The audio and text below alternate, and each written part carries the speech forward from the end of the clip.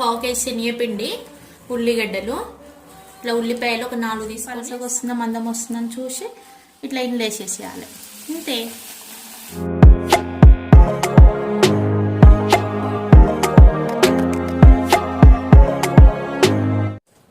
Hi hello friends, welcome back to my channel. వేడి వేడి ఛాయ్. Weather చాలా చల్లగా ఉంది. ఈరోజు ఏమన్నా మమ్మీని చేయమన్నా పకోడీలు లాంటివి. మమ్మీ ఏమో ఏదో శనగపిండి ఉంది, గారెల్లాగా ఏమో చేస్తూ ఉంటుంది. కొద్దిసేపు అయినాక ఇప్పుడు ఛాయ్ తాగుతుంది. ఛాయ్ తాగినాక చూపిస్తా కిచెన్లో పోయి. ఇప్పుడు మనం కిచెన్లోకి వచ్చినాం. ఇప్పుడు మా మమ్మీ శనగపిండితో ఏమో చేస్తుందంట. చూద్దాం ఏం చేస్తుందో. శనగపిండి గిన్నెలో వేసింది. పావు కేజీ శనగపిండి, ఉల్లిగడ్డలు, ఇట్లా ఉల్లిపాయలు ఒక 4 తీసుకొని సన్నం కట్ చేసుకున్నాము.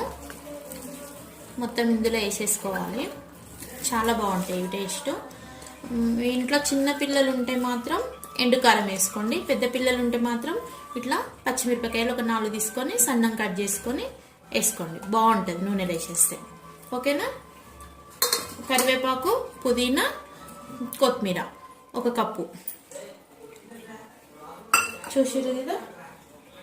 ఇప్పుడు 1 గంట ముందు నానబెట్టుకున్నాము. ఒక 3 టీ స్పూన్ల శనగపప్పు,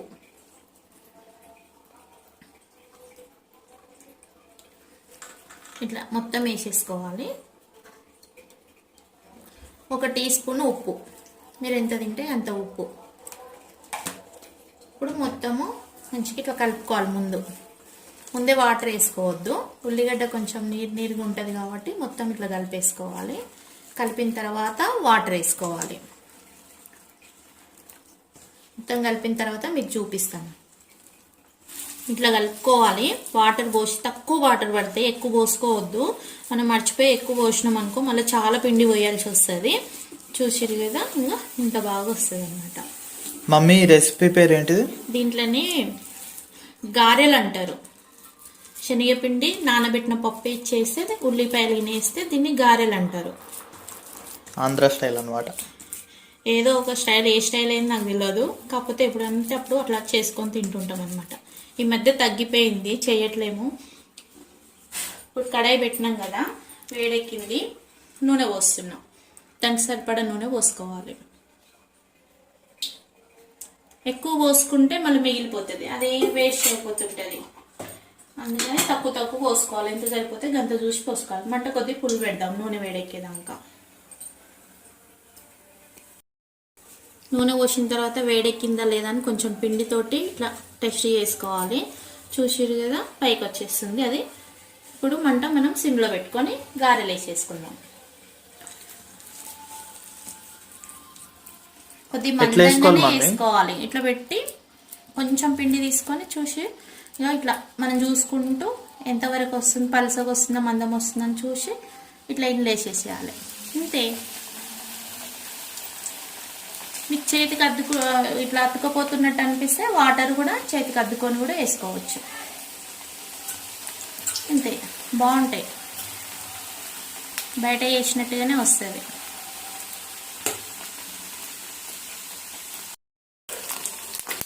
వేసిన తర్వాత ఇట్లా మళ్ళీ కొద్దిగా కాలుతుంది కదా, ఇమ్మటే కాలిపోతుంది. ఉల్లిగడ్డ కాబట్టి తొందర పైకి వచ్చేస్తుంది. ఇట్లా కలుపుకోవాలి. ఇక వర్షం వస్తుంది కదా, వేడిగా తింటుంటే ఎంత బాగుంటుందో. మనకి ఇష్టమైనది ఒకటి ఏదైనా సినిమా పెట్టుకొని ఆ టీవీ ముందు కూర్చొని హాయిగా కూర్చొని మంచి తినుకుంటూ ఎంజాయ్ చేయాలి. వర్షాకాలం వచ్చేది ఎందుకండి, పిల్లలని మంచిగా వండి పెట్టుకోవడానికి, వాళ్ళు ఏమైనా తప్పు చేస్తే మనం సర్ది పెట్టుకోవడానికి, దానికే కదా వర్షాలు వచ్చేది. అందుకని వాళ్ళ ఇంట్లో ఉన్నప్పుడు ఇలాంటివి చేసి పెడితే తినుకుంటూ కూర్చుంటారు. తిన్న తర్వాత మన మీద కరుస్తారు. అరవడమే వాళ్ళ పని. అంతేగాని ఈ కలర్ బాగున్నాయి. కలర్ చూస్తుంటే టేస్ట్గా అనిపిస్తున్నాయి. స్మెల్ గిన బాగుంది. ఒకసారి టేస్ట్ చూసినాక చెప్పు. బాగా గోల్డెన్ బ్రౌన్ లో బాగా కాలినాయి. ఈ కలర్ లో వస్తే చాలు. చల్లగా అయిపోయినాక ఇంకా కొంచెం కలర్ మారుతుంటాయి. శనగపిండి కదా, ఉల్లిపాయలు కదా, చాలా టేస్ట్గా ఉంటుంది. ఇట్లా పకోడీ కూడా వేసుకోవచ్చు. పకోడీ కంటే ఇట్లా వేస్తే పలసగా బాగా వస్తాయని నాకు ఇట్లాంటి ఇష్టము, అందుకనే చేస్తున్నా. అన్నీ వేసిన తర్వాత మొత్తం మళ్ళీ చూపిస్తాం. టేస్ట్ చేసి చూద్దాం.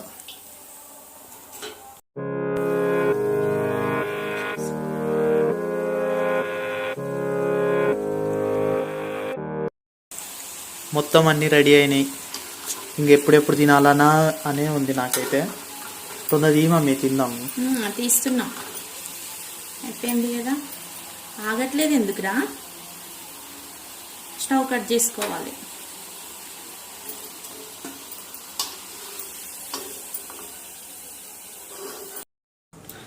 వెదర్ చాలా చల్లగా ఉంది. ఈ టైంలో ఇట్లా వేడి వేడిగా గారెలు చేసుకొని తింటుంటే ఉంటుంది నా సామిరంగా. చూసిరా గోల్డెన్ కలర్లో ఎంత బాగా వచ్చినాయో. ఒకసారి టేస్ట్ చేద్దాం. చాలా బాగుంటాయి చూడండి. టేస్ట్ సూపర్ ఉన్నాయి. టేస్ట్ లో ఉన్నాయి. లోపలగిన బాగా ఉడికినాయి. మీరు కూడా చేసుకోండి. లోపలగిన బాగా ఉడికినాయి. నాకైతే మస్తు నచ్చినాయి. ఈ చల్ల వెదర్లో వానకాలంలో ఇట్లా చేసుకొని తింటే సూపర్ ఉంటుంది. చాలా టేస్టీగా ఉన్నాయండి, మీరు కూడా చేసుకోండి. ఈరోజు బ్లాగ్ ఎండ్ అయిపోయింది. ఇదే మా బ్లాగ్, ఈరోజు కుకింగ్ బ్లాగ్. ఇది బ్లాగ్ది. మీకు మాత్రం నచ్చినట్టయితే లైక్ చేయండి, షేర్ చేయండి, సబ్స్క్రైబ్ చేసుకోండి. ఇంకేమైనా కొత్త బ్లాగ్స్ ఇలాంటివైనా మీకు ఐడియాస్ ఉంటే కమెంట్ చేయండి, నేను చేయడానికి ట్రై చేస్తాను. Thank you.